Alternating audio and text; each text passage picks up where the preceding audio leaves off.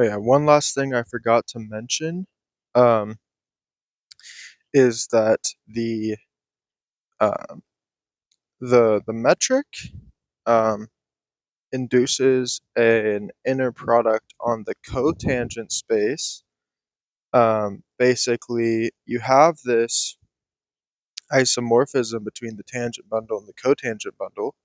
So you can just define an inner product on the cotangent bundle. Namely, if you have two differential forms, then you simply map them to G of this sharp map. So sharp of the differential form, comma sharp of the differential form. And what this looks like in component form is essentially the inverse of the metric tensor. Okay, so the inverse of the components. So basically, um, your G of dxi comma dxj, where the I and the j are superscripts now because these are one forms, is just going to be G superscript I superscript j. And if you look at the transformations, okay, so how the components of a, if you look at how the components of a one form transform under the coordinate transformations, and you require that this is now 2, 0 symmetric positive non positive definite um, tensor field. It's a 2, 0 tensor field now. Um, if you look at how the components of this tensor field need to transform to preserve this inner product in the cotangent bundle, it's going to give you the components which are the inverse of the original metric tensor. Okay, so G subscript I subscript j is going to go to G superscript I superscript j, which is the inverse of the metric tensor. All right, and so using this, we now have an inner product on the tangent bundle, which is a symmetric 0, 2, which is a symmetric positive definite 0, 2 tensor field. We also have the induced inner product on the cotangent bundle, which is a symmetric positive definite 2, 0 tensor field, which eats two covector fields. It's a bilinear map from the product of the from the tensor product of the cotangent bundle with itself to the smooth functions of the manifold.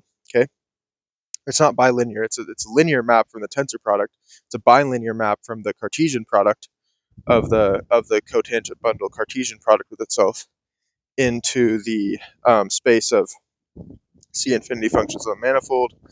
And since it's bilinear, it factors uniquely to the tensor product to a linear map, which is this 2, 0 symmetric positive definite tensor field. I'm going to use that terminology a lot. So we now have an inner product on the tangent bundle. We have an inner product on the cotangent bundle. We can now define an inner product on any um, tensor bundle. Okay, so basically we look at we look at the two tensor. So basically, consider a tensor field, a KL tensor field. Okay, so this basically is a field which okay, you basically have a multilinear. Okay, so you essentially okay, so given any tensor field, a KL tensor field over the manifold. Okay, that means we have K products of the cotangent space and L products of the tangent space, right? And we have basically a smooth section of of that um, that Cartesian product space. Okay, then we can define an inner product where we take this tensor field, okay, and essentially we want to build a multilinear map from the k-fold product of the k-fold product of the Cartesian product of the tangent bundles and an L-fold product Cartesian product of the cotangent spaces, the cotangent bundles. We build a multilinear map into the real numbers by essentially evaluating.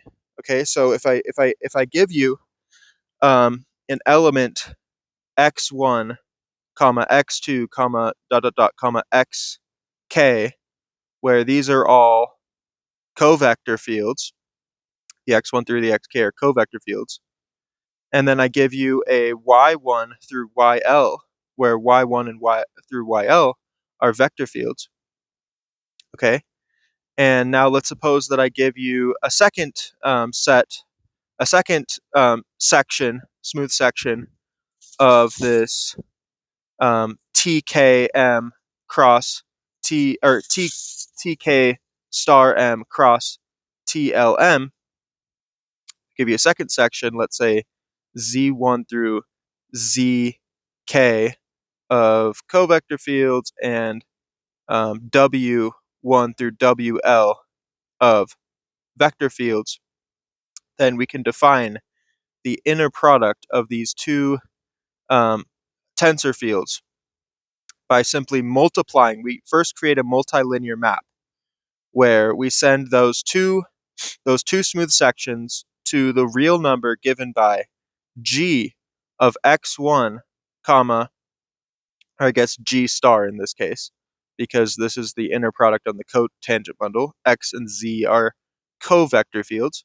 So g star of x1 comma z1 times g star of x2 comma z2 dot dot dot times g star of xk comma zk multiplied by g.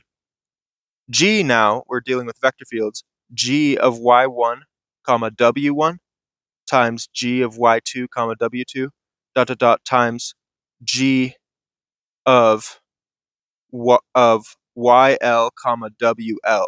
Okay, so this multifold product, where essentially we just take, again, we take a section of the product of like T star Km, so that's T star M, the cotangent space, the K-fold Cartesian product of the cotangent space itself, Cartesian product with the L-fold Cartesian product of the tangent space with itself.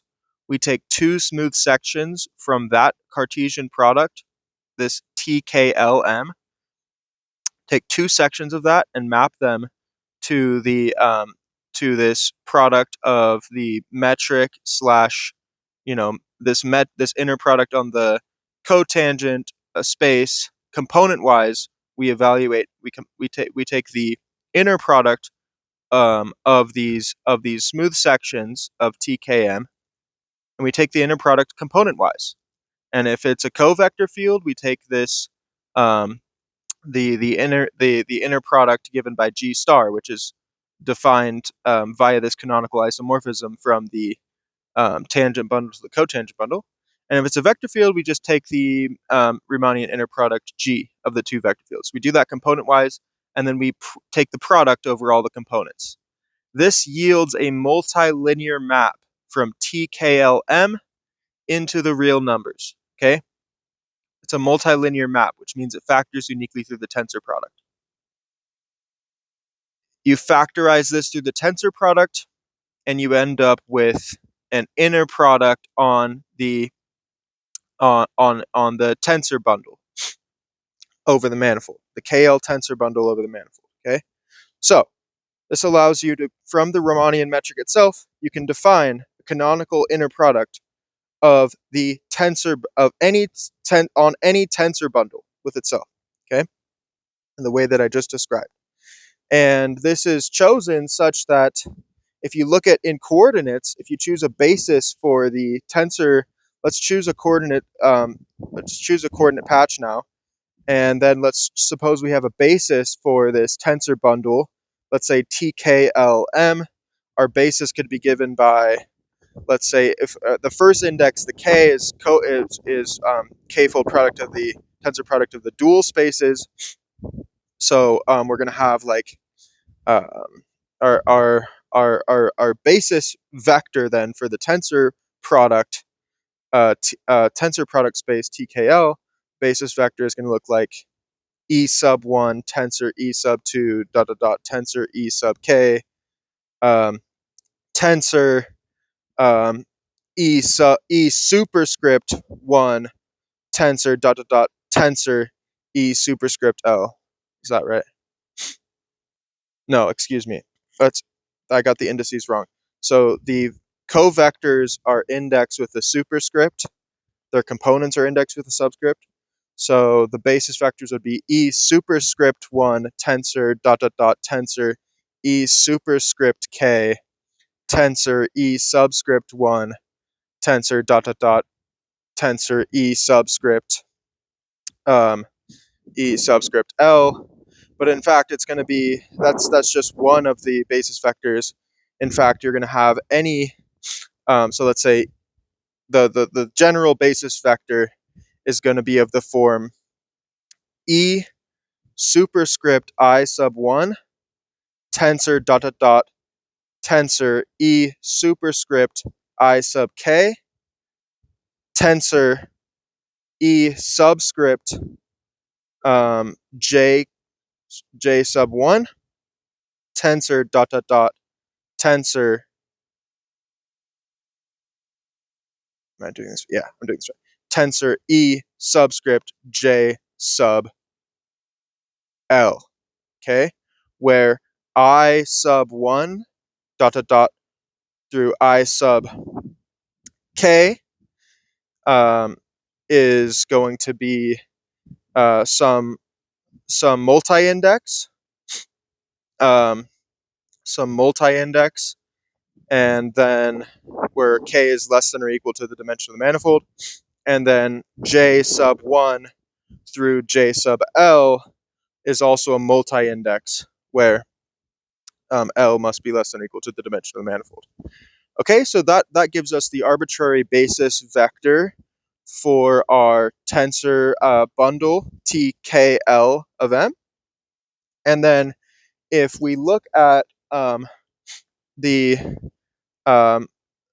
if we look at take two of those basis vectors and evaluate our new inner product on the tensor bundle on those vector fields, well, this is just going to be I'm going to denote. So we have our first basis vector, let's say E. So the first component is a covector, so its index is a superscript. So E superscript I sub 1 tensor dot dot dot E superscript I sub k tensor E subscript j sub 1 tensor dot dot dot tensor E subscript I sub or j sub L.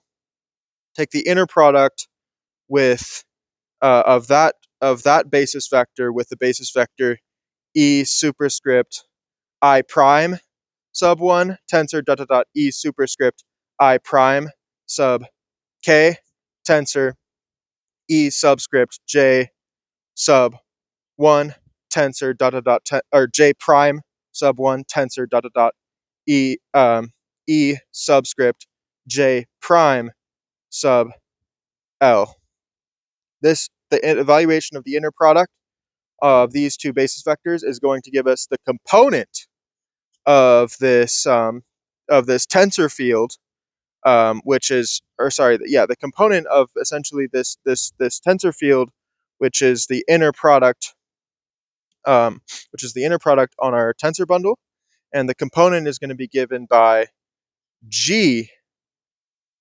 Let me think about this.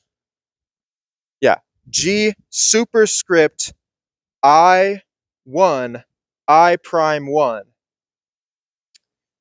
times G superscript I sub 2 I prime sub 2 dot dot dot times G superscript I sub k I prime sub k times G subscript J sub 1 J prime sub 1 times dot dot dot times G subscript J sub L J prime sub L. Okay, so you get the point. These are the components of this inner product tensor. Okay, when you put an inner product on the tensor, you put an inner product on the tensor bundle TKL we get a new tensor field, right? And that tensor field is given by yeah, the tensor field is a um, is going to be, what would it be? Yeah, it's going to be a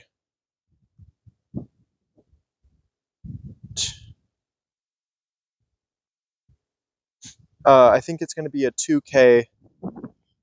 It's either a 2K 2L tensor field or a 2L 2K tensor field. Well, let's see. It eats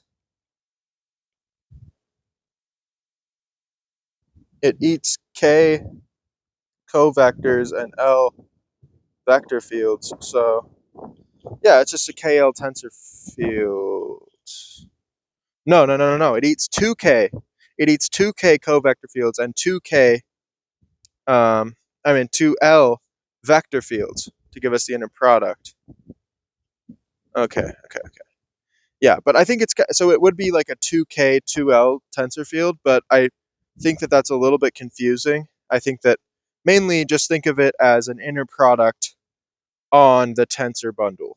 And you start with your inner product of the Riemannian manifold, and this gives you, via the musical isomorphisms, gives you a natural inner product on the cotangent bundle. And then you can extend this actually to the arbitrary tensor bundle TKLM by constructing this multilinear map, as we've discussed, constructing this multilinear map over the Cartesian product by just evaluating by the component-wise product. You have some L, so in summary, in like 2 sentences, just to summarize this idea, because I've kind of been going all over the place, I apologize. You have K covector fields, L vector fields. You take the Cartesian product, and then component-wise, if you have two sections of this Cartesian product, then you can construct a multilinear map to the real numbers by just evaluating the metric, taking the inner product of the metric slash the metric on the cotangent bundle, component-wise, and then taking the product over the components. That gives you a multilinear map, factors uniquely through the tensor product. Okay? So in particular, we have a bilinear map from TKLM, Cartesian product TKLM, where TKLM is now the tensor product of the k-fold tensor product of k copies of the cotangent space and L copies of the tangent space. And then we have, so that's TKLM, that's the tensor, that's the tensor bundle, okay? KL tensor bundle. Now we have a bilinear map just induced naturally by the Riemannian metric, bilinear map from TKL, Cartesian product TKL, into the real numbers. Okay, all right, that's going to be enough for now. Have a great day.